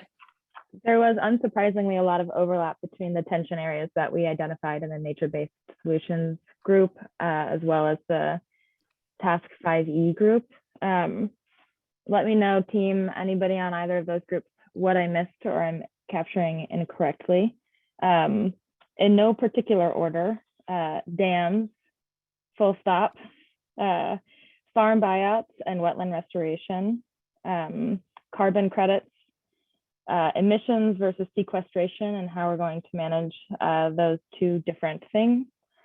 Money in general, especially potentially misdirected or misappropriated funds, the lack of money in general for adaptation and resilience practices, a lack of money in general to actually address climate, ag diversification, current systems which potentially ameliorate harm and are not necessarily rewarding those that are already taking on good practices.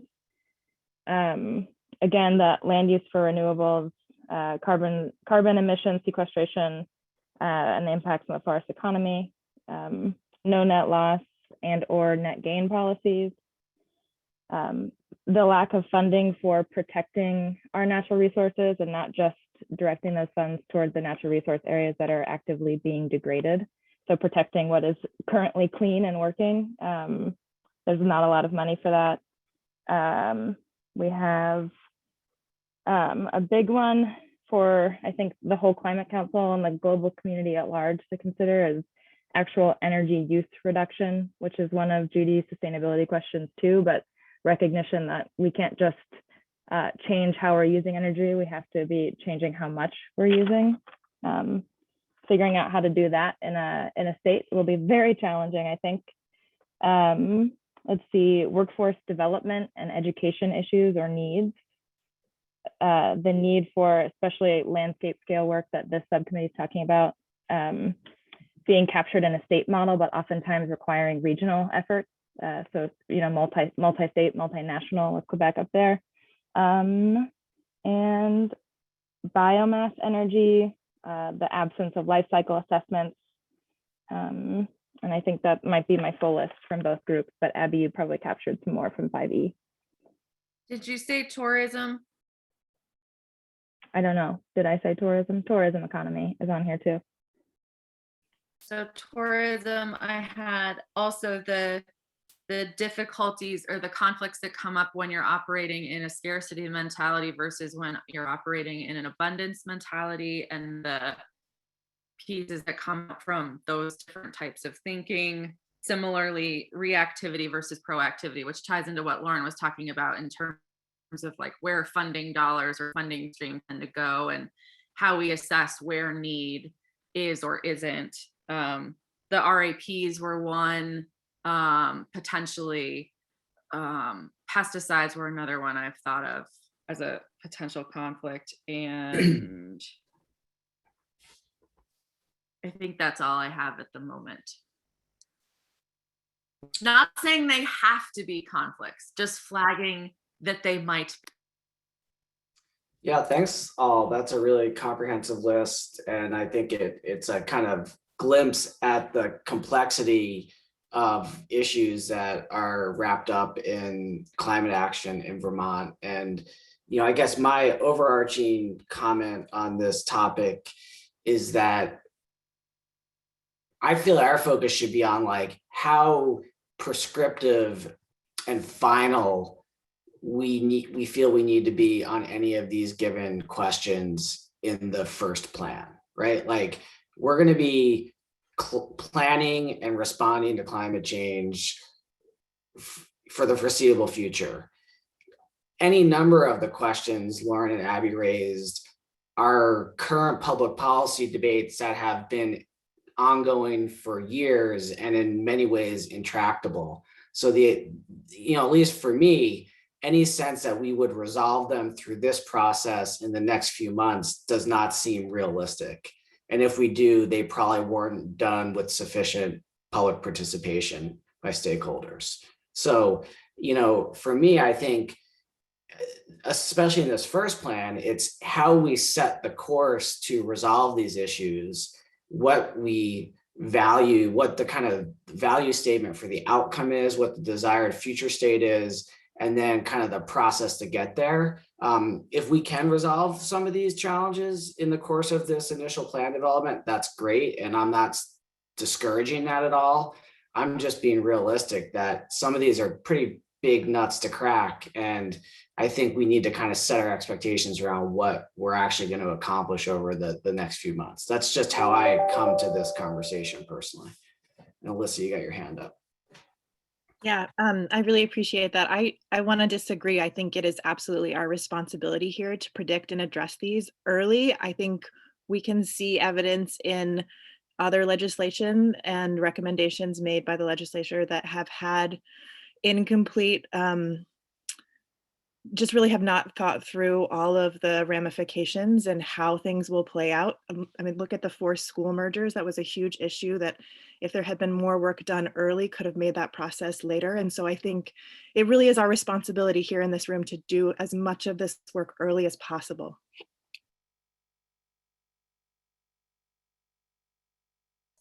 I think we're saying the same thing, as much as possible. So, yeah.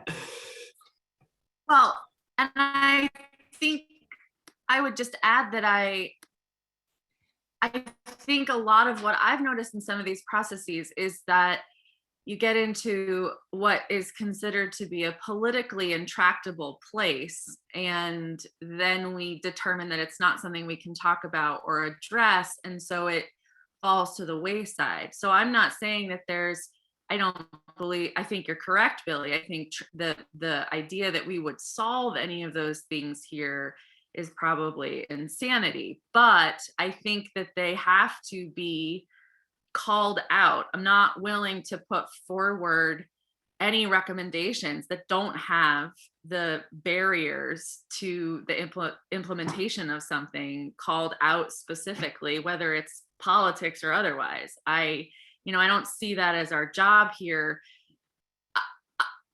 In the context of climate change, politics, we can't afford to be doing politics. I see our responsibility here as a subcommittee to put forward to the best of our ability what we see based on the expertise assembled as the best chance that the state has to bring our economy, our people, our lands, our waters forward within the context of climate change. And so I certainly don't think it'll be a smooth process or we'll come up with all the solutions, but I think we need to at least not allow ourselves to be kept back by what has been intractable, because we're going to automatically limit ourselves if we do so. Totally agree. And again, I'm not saying we shouldn't take this stuff on and get as far down the path as we can and really frame up these questions in a really meaningful way. I am just acknowledging that I don't know that we'll be able to answer all of them. And if I did refer to politics, it's not like big P politics, it's small p. It's David Mears' brain versus John Roberts' brain, not Republicans and Democrats and progressives. It's just there's different views on different issues in the state, and they're legitimate views, and they take a while to work through. So that's my only point.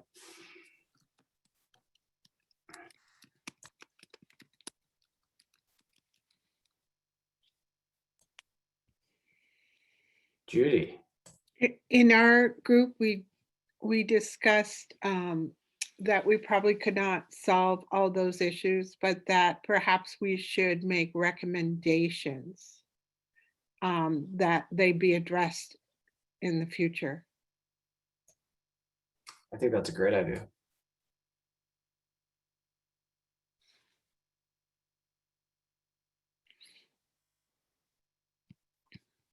Billy, my hand's raised. Can you not see it over in Oh, the beautiful sorry. wetland complex? Yeah, you're so camouflaged. It's hard to see.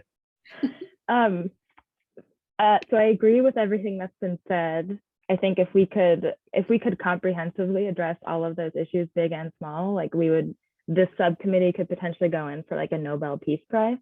That said, I think if I could go meta on tensions, the tension of not starting to address that is that emissions reductions work, which has been elevated as the priority of this plan through statute, is going to happen soon. Renewable energy siting, how we transport our bodies and how we get to work, all of the things that are going to be coming largely from cross-sector mitigation are going to have significant implications on our land use. And so if we don't start, even if it's from a values-based starting point and even maybe an ending point to direct where and how we do these things, if we just kind of push that off too late because it's too challenging, we're going to be sacrificing our future, even just like 5-10 year future, for very short-term emissions reductions gain. So just flagging that we're not going to be able to solve it all, but that has to be part of the conversation, or we're going to have a really challenging next decade or three with respect to sustainability and approaches. Absolutely.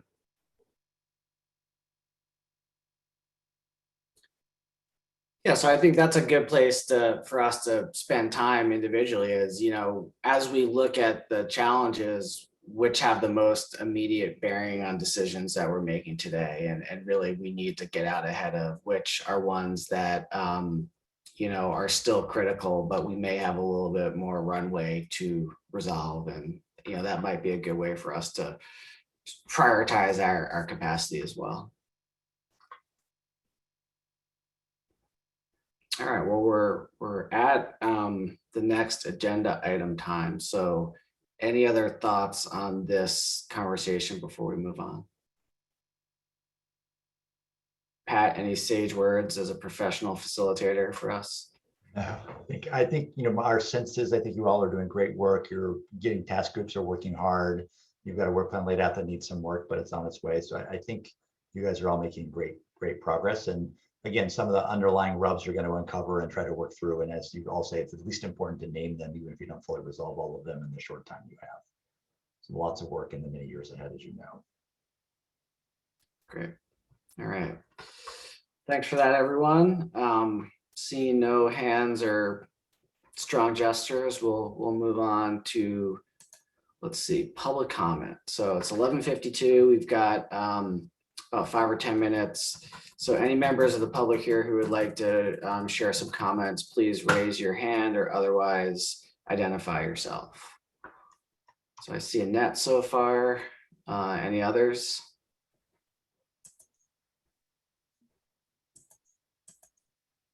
Zach and Graham. Okay. Anyone else? Great. So I guess we'll go in that order. Annette, Zach, Graham, if you could each just take a couple minutes to share your thoughts or questions with the group, and acknowledge that we do have our public portal also, which is always open for more extensive comments. So Annette, the floor is yours. Thank you. I'm Annette Smith with Vermonters for a Clean Environment. I appreciate the challenging work you all are doing. I want to offer some observations, especially thinking ahead about going out to the public. I mean, I've been following the Climate Council since you started, and I admit that I don't do very well with abstract policy work, so I find a lot of the discussions to not be that useful. I really appreciated hearing your list today, and I expect that when you get out into the general public, you're going to get more specific questions. And so the things you're grappling with today, I think, are really important. There is I think a fundamental issue that this council and your subcommittee in particular needs to look at, and that is that people automatically equate emissions reduction with building new renewables. And I don't think it's anywhere near that simple a formula. And I'm afraid that what is going to result is, and I'm saying this from the perspective of a lot of people I know are worried that the Climate Council's work is going to result in a sort of a backdoor way of saying we have to build a lot more industrial wind, or we have to build a lot more solar. And so in my work on a daily basis, I'm dealing with projects that involve prime ag soils for renewables. I've seen critical bear habitat taken for renewables, headwater sacrificed for renewables, an entire ecosystem chopped up for renewables. One person did an evaluation that the Lowell Wind Project, in terms of emissions reduction, saves about 1 day's worth of New York City traffic emissions. And so I wonder how that equation gets looked at. I've been in PUC cases where the solar developers come in and they're going to cut a forest, and they hire an expert who shows that by cutting this forest and putting in solar, it is going to reduce the greenhouse gas emissions regionally because it will result in less fossil fuels being used to produce electricity. But if you actually follow their theory out, or their expertise, the way they would look at it, we should cut every forest in Vermont, and that would have an overall regional benefit.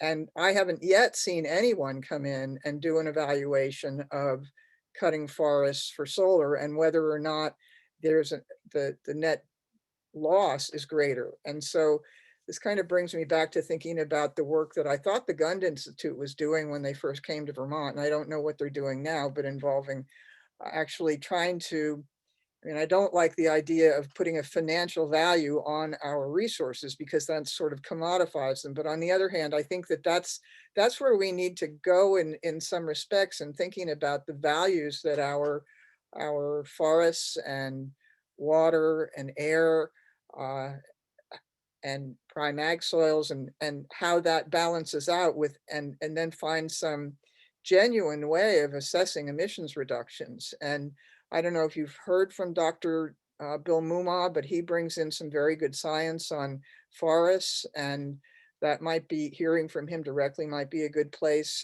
So I just wanted to share that with you, that I think that the public, when they start to get engaged, is going to start raising these issues, because it's upsetting to Vermonters to see forests cut for solar. It's upsetting to see the headwaters filled with iron flock and things that we're seeing like on the wind site. And it's something that I don't know. I mean, I disagree with David Mears saying it's a balance. In some respects, I think it is a yes or no. And I do think that there are many places that I have observed that the answer should have been no, and instead it's minimize or mitigate. And so I think having these specific conversations is really important before you get out to the public. Thank you. Thanks, Annette. Let's see, Zach, you're up next.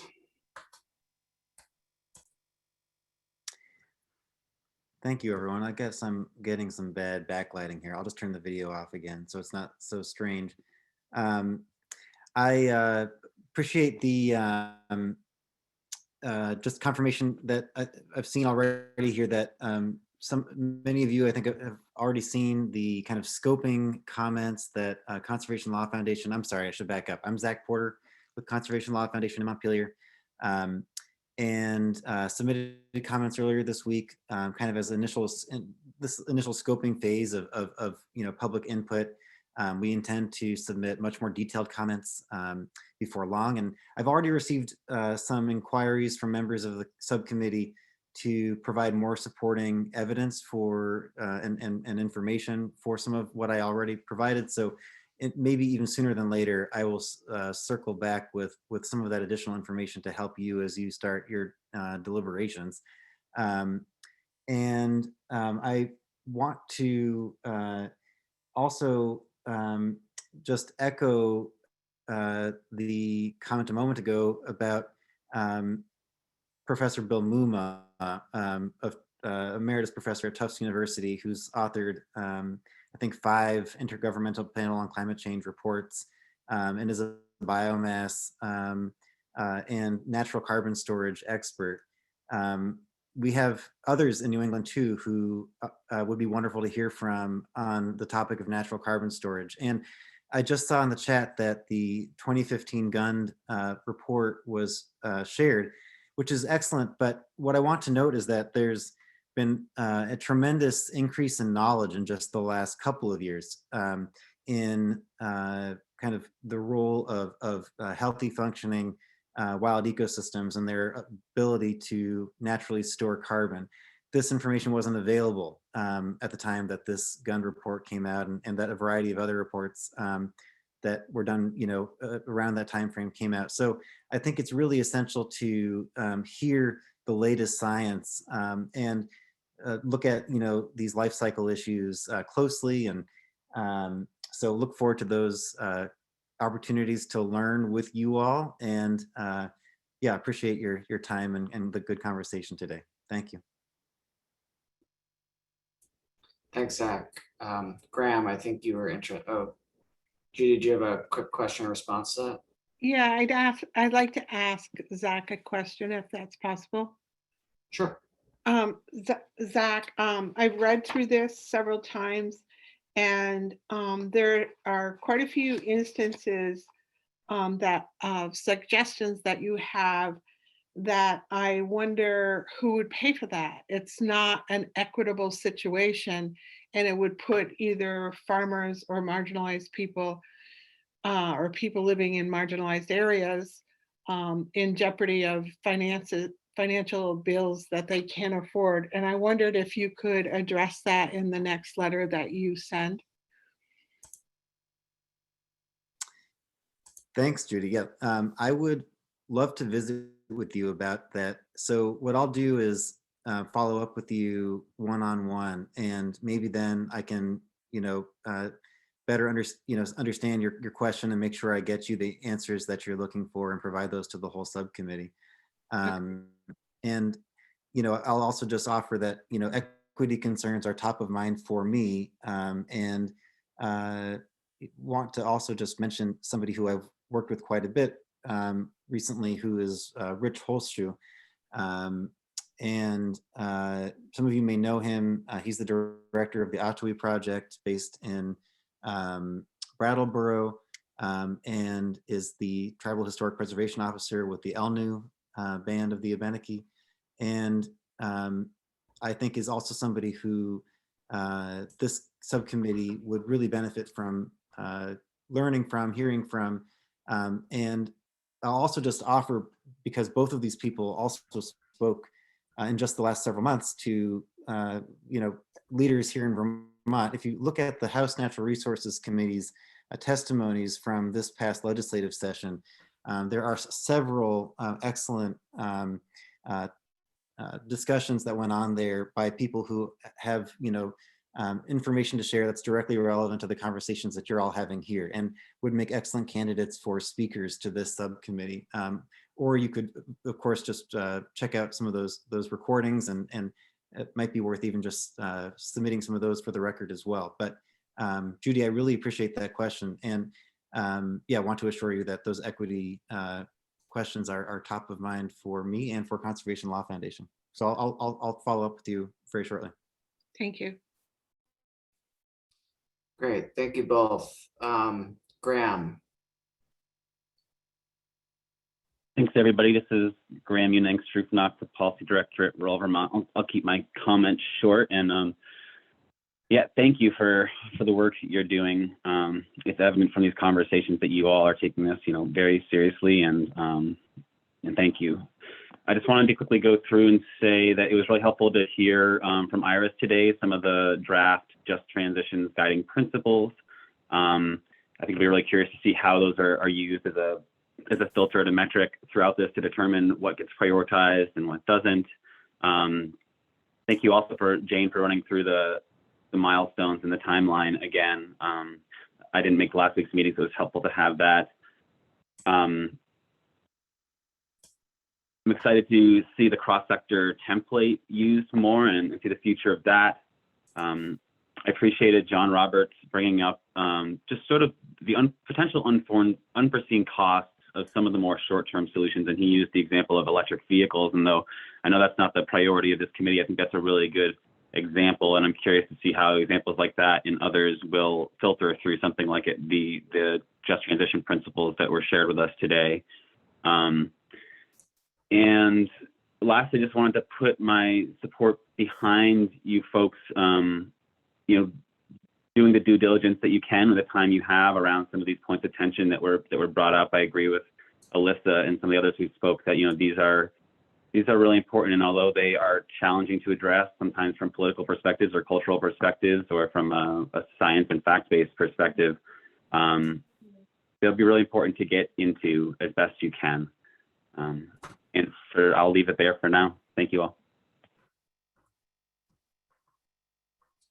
Great, thank you, Graham.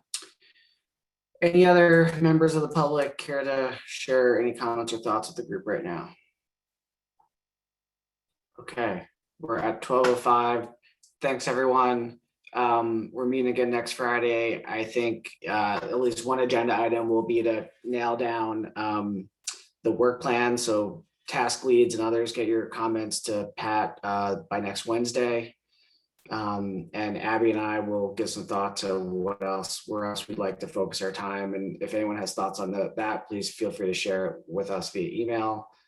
A reminder to the my task group, the Working Lands folks, we're trying to pull together draft strategies, today by Monday, so that agency staff can kind of filter through that in advance of our next meeting. So please keep that in mind.